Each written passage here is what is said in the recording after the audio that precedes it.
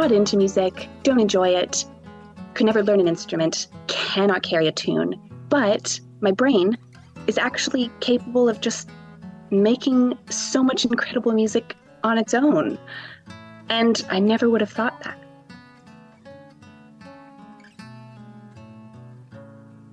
I hear guitar music more than anything else.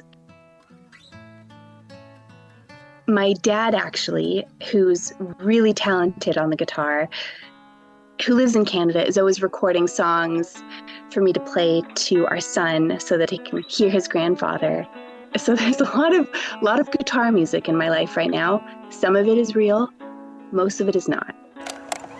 Yo, T-Bone, did you produce this? Sounds good, right?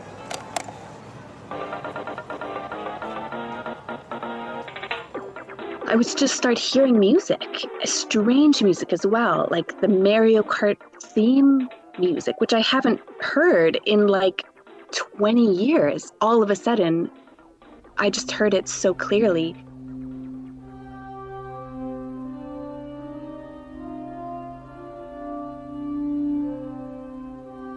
I heard organ music at one point, like the kind you hear in church, and that freaked me out. That was a little freaky. That was too much for me. That was when I started to clock that it wasn't coming from the neighbors, because I thought, there's no way they've gone from jazz saxophone to organ music. They're lovely people, but their musical tastes don't seem like they'd be that diverse.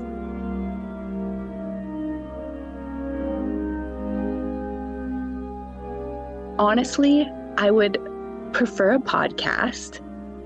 Although, as you say, if you're hearing voices, and this is what the medical experts of Reddit, who we should not defer to all of the time, but this is what they say. As long as you're not hearing voices telling you to do anything sinister, you're probably fine.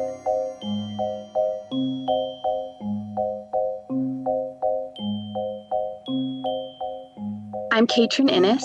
I'm a writer. I live in Newcastle-upon-Tyne. I work in arts and culture. So I'm Canadian.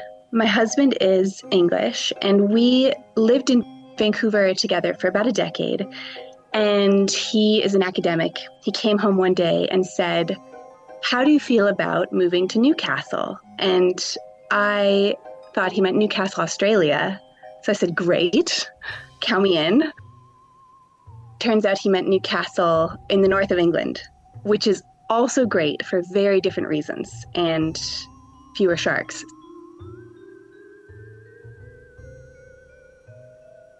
My husband and I were quite lucky in that we fell pregnant quite quickly. And I thought, it'd take ages and ages. So we were thrilled, but we were a little bit flustered, I would say, for the first couple of months. So yes, read everything. I felt like every midwife appointment was a pop quiz that I was acing every time. I felt as prepared as I think a naive person could feel before having a child. Nothing can prepare you. It's just carnage. The first 6 weeks are just total carnage. So when baby arrives, everything, perfectly normal? I know it's carnage, but pretty much by the book sort of thing? Really normal. He was perfectly healthy, perfect size.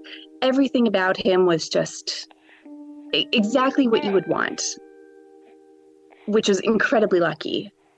And he's just a great baby. I mean, I know you're not supposed to say that out loud, but he's great. He's so chill. I suffered with anxiety, prenatal anxiety, before he was born. And I think that I didn't really know that that's what was happening at the time. I was really just consumed by fear that something would go wrong. That just felt normal to me. And when I spoke to other pregnant people who didn't feel the same way, I thought, well, that seems like a lack of imagination on your part. it seemed so unlikely that everything would be completely fine because I was reading about everything that could go wrong. And of course, when things do go wrong, which is terrible, those stories are amplified a lot more.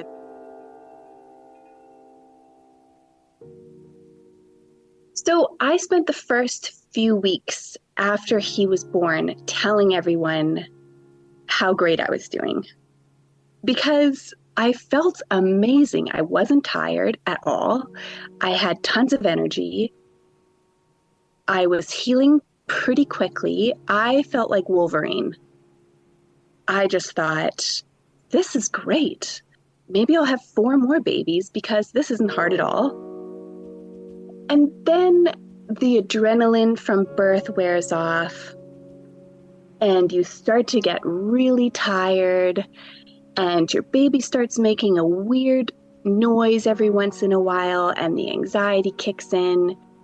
And so I would say it was shortly after the first month that things took a bit of a turn.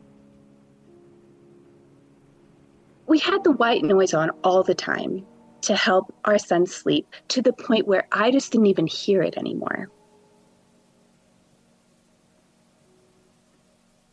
It was in the early hours, I was feeding him, the white noise was going, and I started hearing guitar music. Very, very faint and very tinny. And I thought, well, that's a bit weird. I guess the neighbors have just taken a break from talk radio to listen to some guitar music at 4 a.m. But I didn't think anything of it. But then it was every single night around the same time, and a different genre of music. And it was getting louder and louder.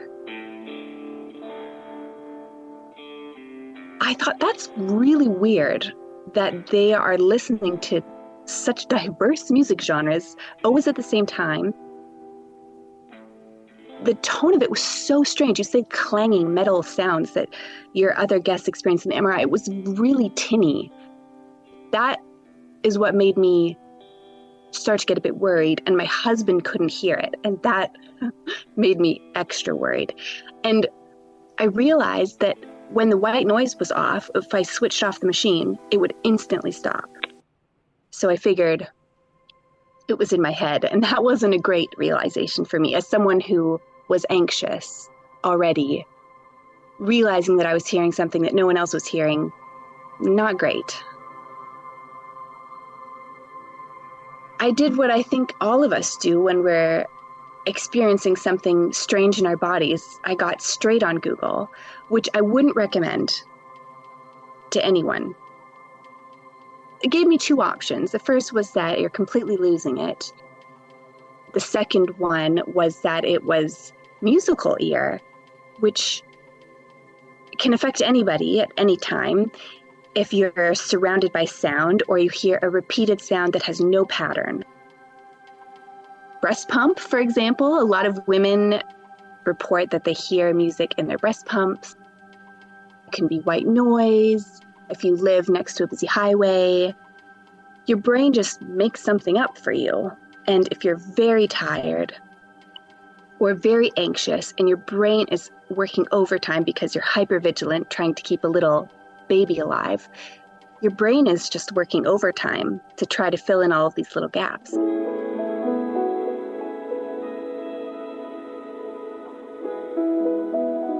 At the beginning, yeah, I was really, really nervous about developing postpartum depression. My husband and I were really on the lookout for signs of that. As someone who'd been anxious before, I thought that's something that I could be susceptible to, but I wasn't ticking any of the other boxes. And so I felt really confident that this strange audio hallucination was just a postpartum symptom that, I had never heard of. But interestingly, after the article was published, I had so many friends come out of the woodwork and say, this happened to me. I never looked it up. I never told anyone about it. I thought I was losing it, but that's what it was. I'm happy to report that now that we're settling into a routine and he's sleeping a bit more, I'm touching wood as I'm saying this because I don't want to jinx it, it's starting to go away, actually, a little bit, or it's very soft, or it's just some lovely classical music that my brain's come up with. It's not really loud Game Boy theme music, which was the absolute worst. Thanks to Caitrin for speaking to me for this episode. The article she refers to was in Motherly magazine. You can find that online. And she tells the whole story. This episode was produced, recorded and sound designed by me, Tom Wally. Music courtesy of Epidemic Sound. If you enjoyed this and you want to say thanks, then please like and subscribe and give us a review and tell your friends about us.